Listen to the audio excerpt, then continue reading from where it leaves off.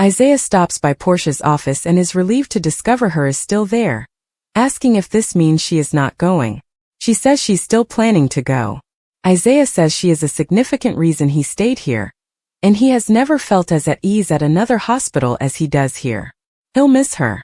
Rocco trusts Laura. Rocco pays a visit to his grandmother Laura in her office to ask for a favor. He tells her about emailing Albrecht, who traveled to Port Charles to visit him. He likes her, and his parents were shocked when they discovered him talking to Albrecht. Laura reveals that his parents' connection with Albrecht is difficult.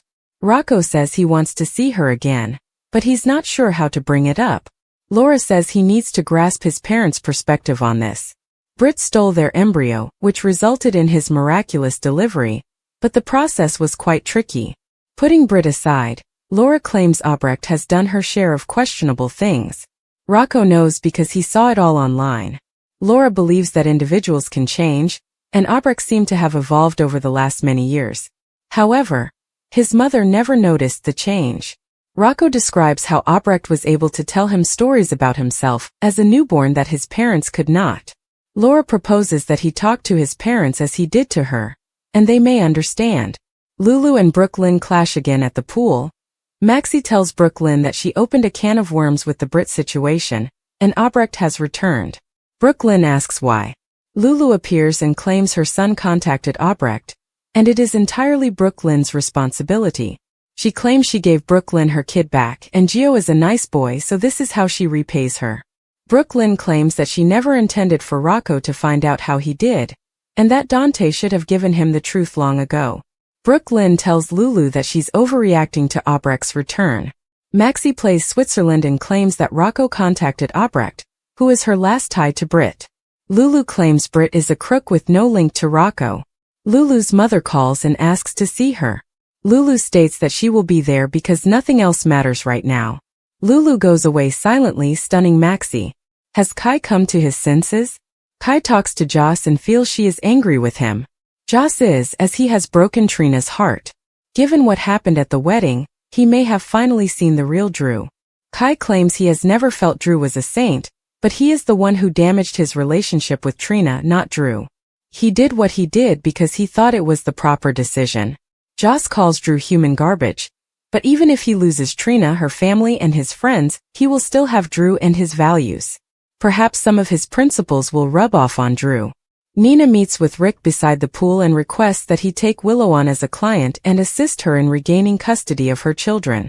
She also does not want Willow to know she hired him, as Willow will decline her assistance. Rick suggests that withholding things from Willow may not be the greatest choice given what transpired at the wedding. Nina agrees and says she'll bring up the issue with Mom, but if she rejects, she'll have to conceal the truth from Willow. Will Trina give Kai another chance? Trina arrives in Aurora to visit her father. Curtis claims that something happened that could affect things between her and Kai. He informs her of the wedding's demise, and Kai may have realized Drew's flaws and laments how things ended between them. Trina hopes Kai comes around to Drew, but it makes no difference. He still betrayed her. Curtis advises Trina to have an open mind, as burning bridges may prevent her from seeing what is on the other side. She wonders what's on the other side. He mentions forgiveness, another chance, and perhaps a future with someone. He thinks that one day she will reflect on what may have been, and she may need a second chance herself. Trina wonders how she knows who is deserving of a second opportunity. Curtis admits it's difficult to know, but she must look into Kai's eyes and listen to her heart. Maxie gives Brooklyn advice. Meanwhile, Brooklyn expresses gratitude to Maxie for protecting her against Lulu. Maxie claims Lulu was wrong, but so is she. Brooklyn has been attempting to quell the fighting, and she knows the fire between her and Lulu must be extinguished. Laura issues Lulu a warning. Lulu arrives at her mother's office. Laura informs her that Rocco was just here, and that preventing Rocco from seeing Albrecht is a mistake. Laura claims Rocco is inquisitive about a portion of his life he is unaware of. She tells her daughter that the more she forbids this, the more he would seek it out and exclude her. Has Willow seen the light? Willow is wearing sweatpants from a buddy at Liz's. She informs Liz that she got a good night's sleep and is seeing things more clearly. Going to Carly's was a bad decision, as was her friendship with Drew. They settle down to breakfast, and Willow wonders how Nina could do this to her. Liz is not justifying Nina's behavior, but perhaps she believed she was protecting her child. Willow claims Nina said she was going to tell her, and thank goodness Curtis did. She compares it to Shiloh and Harmony, and she claims that the truth about Drew was always there, but she just didn't see it. She claims Drew ruined her life and she let him do it. Nina comes by later with clothing for Willow. Willow informs Liz that she can come in, so Liz leaves. Willow informs Nina that she is only seeing her because she needs clothes, and what she did was filthy. She's had enough of having both her and Drew in her ear, so what happens next is entirely up to her. Nina says she tried and wanted to tell her. Willow doesn't care, and if she had given her the truth from the start, she would not have lost her children, and her relationship with Michael would not have deteriorated so much. She informs Nina that she is equally responsible for her children's deaths as Drew. She then shows Nina the door. Rick stops by later. He informs Willow that he wants to check on her but also meet with her as her lawyer. He will continue to assist her with the custody issue, and he will do so pro gratis. Willow thanks him and inquires about the best approach for her to regain custody of her children. He assures her that she doesn't need to do anything right now. Rick says that her credibility has been harmed, thus they will have to wait until October.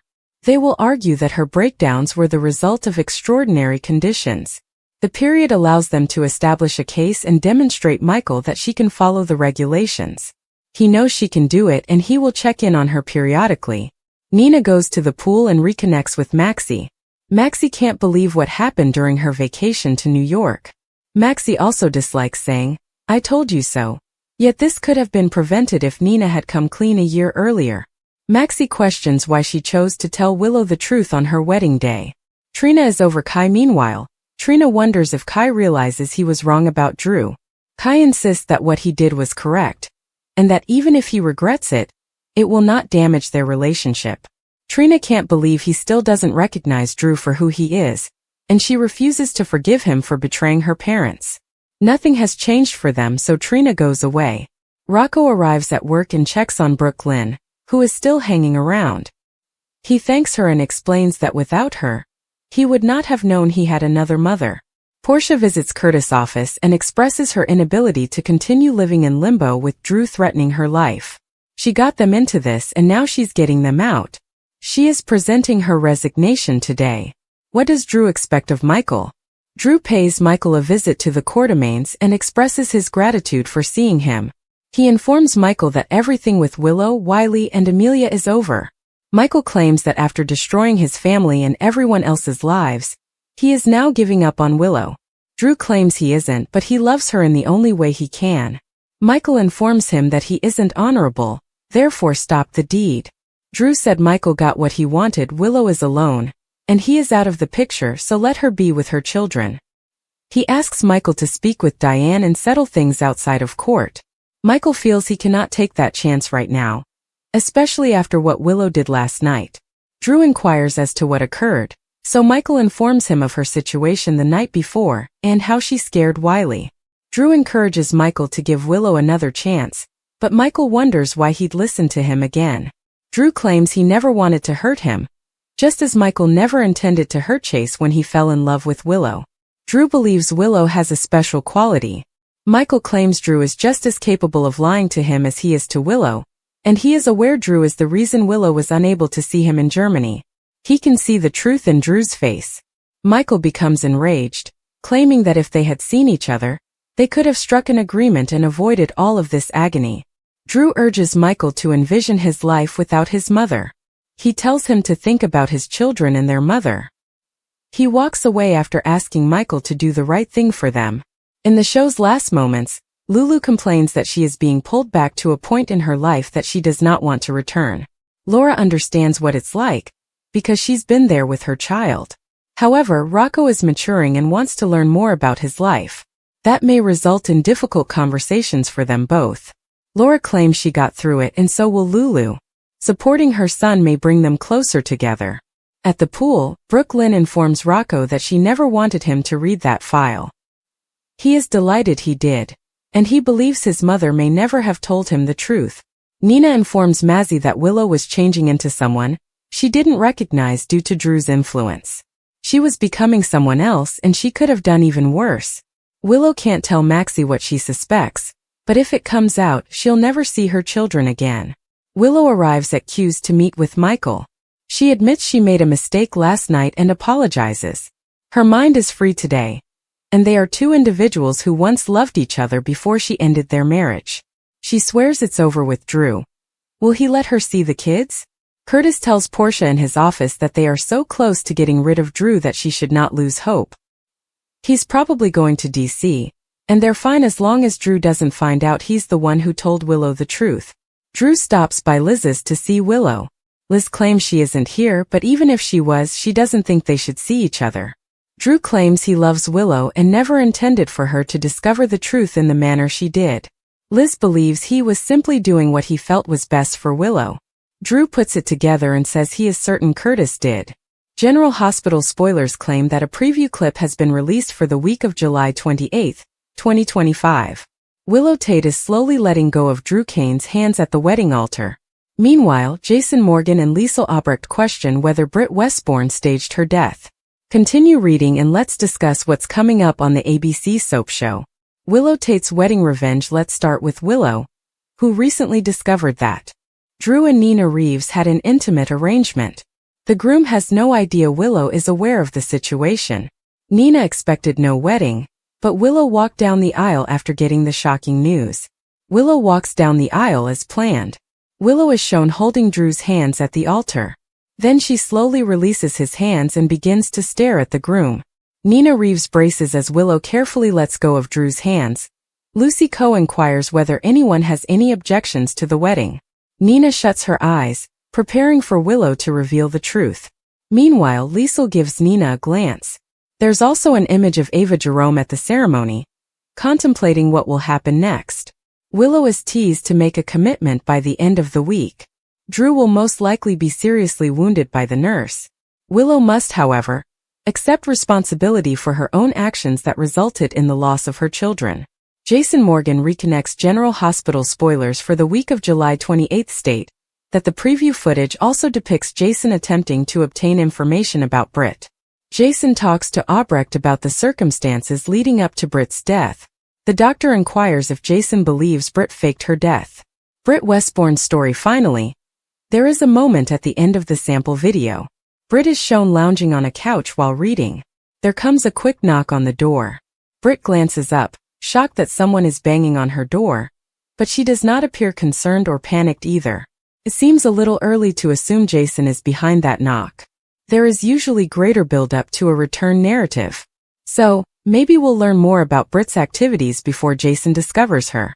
Willow's hands trembled slightly as she reached for her tea, and her voice remained firm but soft as she addressed Michael across the room. The bags under her eyes hinted of sleepless nights, and her tone conveyed a subtle desperation. She wasn't demanding or imploring precisely, but there was no denying the weight of her remarks. "Michael," she continued, "I just want to see my kids." The simplicity of her request disguised the inner agony simmering beneath. Every syllable was carefully crafted to seem calm and measured, but within she was crumbling. Michael remained still, his posture tight.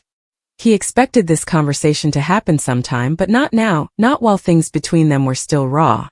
He had always adored Willow. However, trust was a different matter now. He had taken on the role of protector, of their children, of their home, and that duty required difficult judgments. Willow's departure left more than just a gap. It also left wounds. Even as he stared into her pleading eyes, he hesitated. Could he trust her again? Willow sensed the uncertainty. "I'm not asking to have them taken away," she responded, her voice shaking. "I only need to see them, Michael. I need them and they need me." Her eyes welled up, but she held back the sobs. She knew Michael, and he didn't respond to emotional manipulation. This has to be sincere. Real. Michael scratched the back of his neck, shifting slightly away from her stare. He remembered how tough she had been during her sickness, how hard she had fought for life and family. However, sometime along the way they lost that cohesiveness. Her judgments, her independence, had created a barrier between them. But could the wall be dismantled? He was unsure. He turned back to her, voice even. I never intended to hide them from you. Willow stepped forward, pain visible on her face. You don't get to decide when I'm ready, she added, her tone subdued and defiant. I am their mother. I haven't stopped being their mother just because things got complicated between us. Her fingers tightened around the edge of her sweater, the only indication of how difficult it was to keep her cool. Drew Kane, who lived in another portion of Port Charles, was experiencing his own realization. He sat in Charlie's pub, a drink untouched in front of him, and repeated the conversation he had with Curtis earlier that day. It had been tense, full of hatred and disappointment. Curtis, for all his rhetoric of integrity and devotion, had done the one thing Drew hadn't expected. He had destroyed his own relationship without ever admitting it was what he wanted. Curtis had not intended for things to go apart with Portia. At least that is what he told himself. Drew, after listening to him, saw right through it. Curtis had withdrawn emotionally, allowing silence to do the nasty work. He had not cheated, shouted, or even gone. However, the distance he created was as loud. Drew had seen it before. Soldiers who wanted to end their marriages but didn't know how to say it. And now he noticed it in Curtis. Drew thought it was odd that individuals would sabotage the very things they claimed to treasure. Curtis had not simply let Portia slip away. He had pushed her away with every reluctance to engage, avoidance, and incomplete discussion. And now he was attempting to make it appear as if it had only recently occurred, as if love had suddenly vanished. But Drew knew better. Love does not fade on its own. It is starved, neglected, and disassembled piece by piece. Willow waited silently at the Courtemain gatehouse until Michael nodded. You can see them, he replied gently. But I need to be there at least the first few times. Relief filled her face, but she did not grin. She understood it was only the first step. Rebuilding trust was not going to be quick or easy, but that was the start. Thank you, she replied, her voice hoarse. That's all I ask. Michael glanced away again, resisting the rush of emotions in his chest. He wanted to safeguard his children from chaos, instability, and confusion. But perhaps they needed their mother just as much as she did. Perhaps holding on too tightly was more harmful than beneficial. He exhaled, his shoulders lowering slightly. We'll start tomorrow, he announced. After school. Willow nodded, her throat tightened. She did not want to cry in front of him, but the weight of the moment crushed against her chest. She'd walked away from so much, but she was done walking now. She would do anything to be a part of her children's lives again. Curtis lingered behind the bar of the Savoy long after it had closed, peering at the racks of unused liquor bottles. He knew Drew had been correct, even if he hadn't said it explicitly. Curtis had blown it. He'd let fear and guilt overcome love. He had convinced himself that he was shielding Portia from the effects of his injury, rehabilitation, and uncertainty. But the truth was that he had never given her the opportunity to carry that weight with him. He'd made the decision for both of them. Stung to confess it. Portia had stood by him, loved him, and believed in him, and he had backed away. Not because he didn't love her, but because he didn't think he was the same man she married. And suddenly the quiet between them had grown into a chasm. Drew saw it clearly. His remarks had struck deep. You didn't give her a chance, man. Curtis had bristled. But later, sitting alone, he couldn't deny the reality. He hadn't simply let things go apart. He had caused them to fall apart. Willow sat in her car outside the gatehouse, hands on the steering wheel, her mind repeating the conversation with Michael. It had gone better than she had anticipated, but that did not mean it was over. Their marriage was still in shreds, shattered by events beyond their control. Her attention had shifted to her children, however. She'd missed too many bedtime stories, scratched knees, and hugs. While she couldn't make up for lost time, she could begin to show up again. Back inside, Michael looked out the window. He did not want to be the evil guy. But when everything else was falling apart, he felt compelled to defend his children. Still, seeing Willow again, and realizing how much it upset her to be separated from them, reminded him that being a parent was not about control. It was about love, consistency, and presence. Perhaps she made mistakes, but so did he. Perhaps it was time to seek a middle ground. Drew left Charlie's and went toward the waterfront, the peaceful night rolling about him. He reflected on all the connections in his life, both those he had saved and those he had destroyed. People have traditionally imagined that explosions are noisy, spectacular events. They did, however, occasionally remain mute. A steady burn that consumed a life and reduced it to ashes before you ever noticed smoke. That's what had happened to Curtis. Drew wondered if this had nearly occurred to Willow and Michael as well. Explosions go off quietly. Relationships are shattered not by one massive betrayal, but by 1,000 small withdrawals. People were gradually backing away from each other, until they looked up and discovered they were on opposite sides of a canyon. However, it wasn't always too late. Not if individuals were willing to labor. Michael was beginning. Willow was starting. Curtis, he wasn't sure about Curtis. But maybe his friend had a shot too if he could accept what he'd done. By the morning, the house had returned to silence. Willow arrived early, tense in her stomach. Michael answered the door, and the kids were already dressed. When the children saw her, their eyes lit up with joy without hesitation or confusion.